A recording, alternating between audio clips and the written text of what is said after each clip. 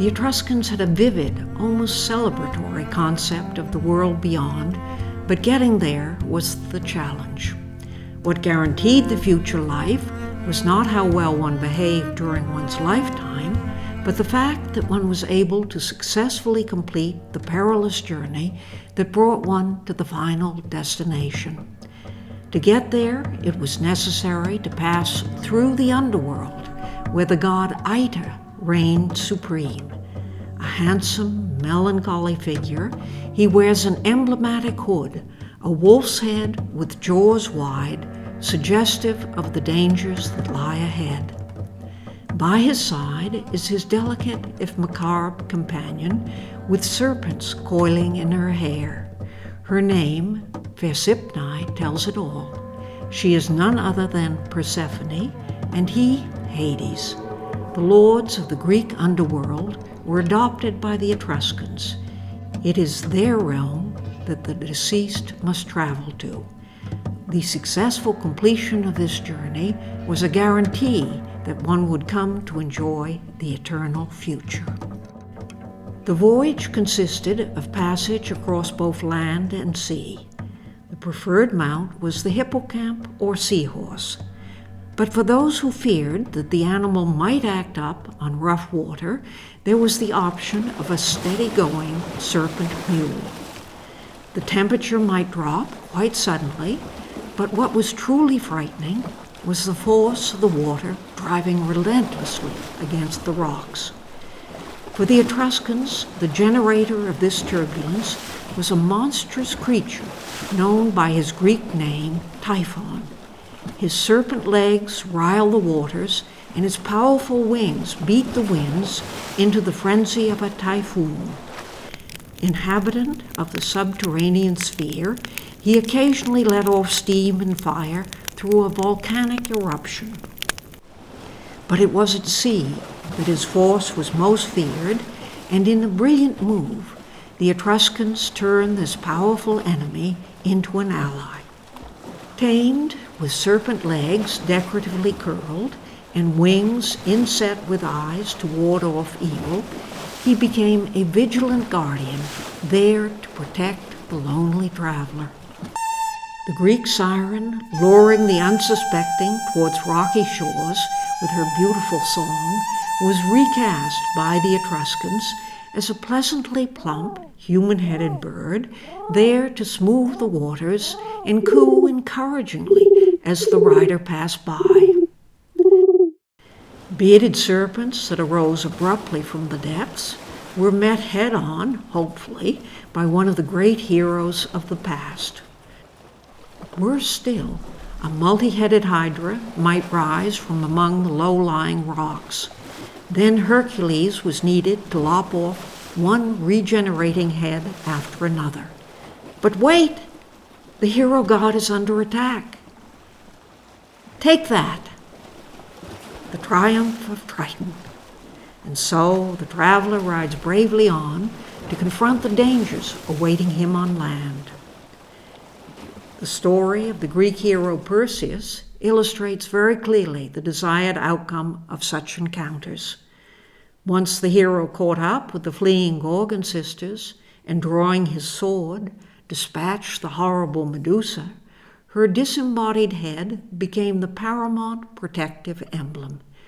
The Etruscans used it in funerary art and adorned the roofline of their temples with colorful terracotta masks such as this. Throughout the journey, the deceased was accompanied by two psychopomps or spirit guides who were there to intervene at the first sign of danger. Vanth strode ahead to illuminate the gloomy passage with a flaming torch, and her beak-nosed companion, Charon, despite his threatening appearance and fateful hammer used to bolt the door shut at the moment of passage, was there ready to assist in thwarting dangers encountered along the way. A bed for moments of repose in the future life demonstrates very succinctly the successful completion of both parts of the journey. Typhon, formerly the terror of the seas, now stares in unbroken vigil towards the head of the bed, and Cerberus, the rabid attack dog encountered at the end of the land journey, has become attentive protector with a pretty collar of vipers around his 3 necks. Let us stop for a moment to consider the possibility that the passage might not go so well. Here, a human-headed bird, known as a harpy, has grabbed 2 men, and it is clear that there is no escaping her fatal grip. Had they taken certain precautions, however, this situation might well have been avoided. For instance, this tiny gold funerary ring, which depicts a harpy overhead, a lion-bodied sphinx in the middle, and a hippocamp below, was designed specifically to invoke the trio as guardians of sky, land, and water, and thereby provide protection throughout the dangerous journey that lay ahead. It is important for us today to realize that this ring was not a mere piece of jewelry worn for personal adornment or display of wealth, but instead a potent amulet charged with symbolic powers that could transform a harpy from fearful predator into a warm, welcoming, human-headed bird that gestured encouragingly and emitted an occasional comforting coo. Now that we have some idea of the perils of the journey, we can confront that intriguing question. Might passage along this route, here by a man and his wife in their funerary wagon, have been seen as a simulation of the journey to the underworld? The substantial penetration of these roads into the Tufa Plateau brought people into what might easily be thought of as a subterranean realm. With the forces of this realm on frequent display throughout southern Etruria, where sulfurous gases may bubble up in a seemingly insignificant puddle, it would have been quite natural to think that the underworld and its curious inhabitants were close at hand. But what other evidence do we have to support this idea? The archaeological remains are helpful, but only to a point. At Norcia, there are 3 by now impenetrable rock-cut passages to tombs already accessible from the major route through the site. The question then arises whether the descent along those stone corridors to these tombs could have served as a ritual passage to the underworld. The idea is compatible with the symbolism inherent in the portals carved in relief on many of the tombs at Norcia and elsewhere. The so-called false door, seen here at Barberano, provides a line of demarcation between this world and the next.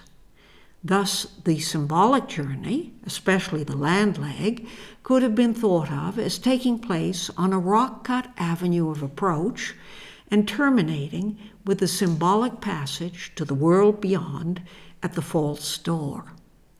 A significant layer of meaning is added to this interpretation by the notion that a rock-cut road led not only to the underworld, but also to the domain of the earth goddess Sel, who personified the life force within the earth itself. Although no representations of her are certain, this maternal figure from Capua conveys the idea of her generative role as Mother Earth. Thus, traversing a rock-cut road had the potential to be seen not just as a descent to the lower regions, but as a pathway to new or renewed life. This brings us to our most vivid witness of the life force within the earth, Tarchus. Arising from a deep furrow, he brought not only knowledge of the gods to the Etruscans, but his mode of birth could be seen as a beacon of hope, illuminating the journey to the future life. The role thus posited for the rock-cut roads would have given the funerary party the opportunity to accompany the deceased right up to the moment of passage to the eternal future, or at the very least have served as a rehearsal for that event.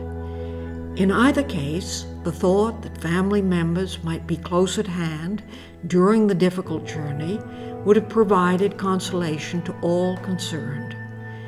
What actually might have transpired in the way of ceremony during the transit of such a road is of course unknown, be it prayers or incantations supplemented by music and song, or perhaps the setting alone, with its stark walls and claustrophobic narrowness, was sufficient to create the feeling of a passage leading directly to the world beyond.